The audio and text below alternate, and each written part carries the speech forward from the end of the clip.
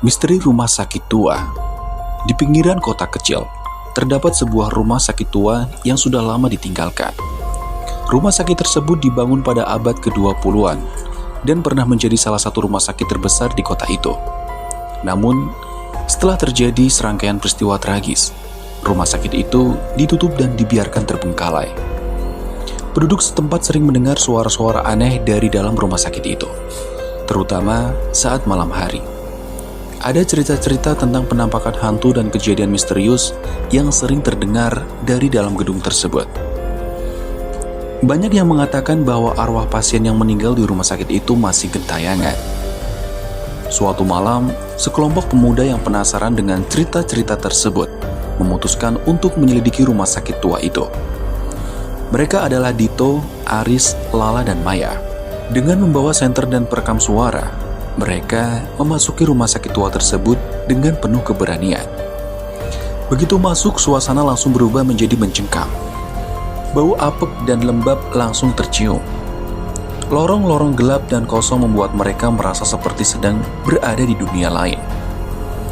Mereka terus berjalan menyusuri lorong-lorong panjang, mendengar suara langkah kaki dan bisikan-bisikan halus yang tidak jelas asalnya.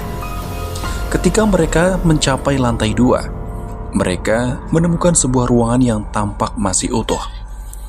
Pintu ruangan tersebut tertutup rapat dan tidak terkunci. Dengan hati-hati, mereka membuka pintu tersebut dan masuk ke dalam ruangan. Di dalam, mereka menemukan berbagai peralatan medis yang sudah berkarat dan berdebu.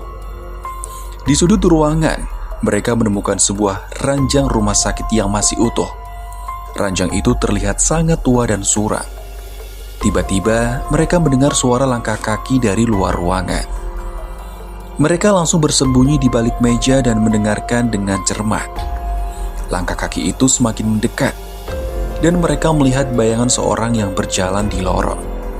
Orang itu tampak mengenakan pakaian rumah sakit yang sudah kusam. Dia berjalan perlahan sambil menggumamkan sesuatu yang tidak jelas.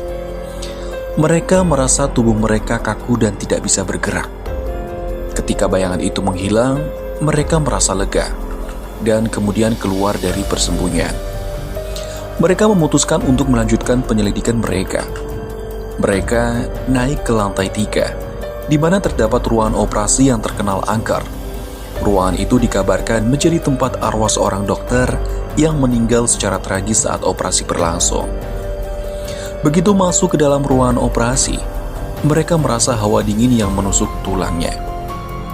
Alat-alat bedah yang sudah berkarat dan meja operasi yang berdebu menambah kesan angker ruangan tersebut.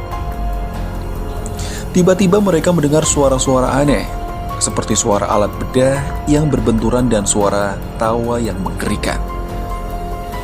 Dito, yang paling pemberani di antara mereka, mendekati meja operasi, kemudian dia melihat bayangan seorang dokter yang mengenakan pakaian bedah berlumuran darah.